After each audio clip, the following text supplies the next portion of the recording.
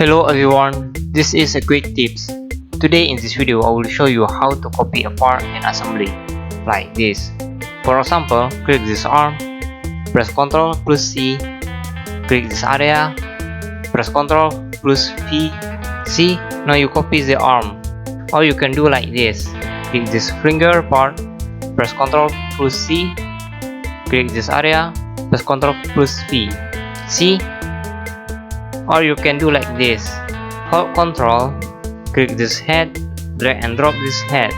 See, now you copy the head part.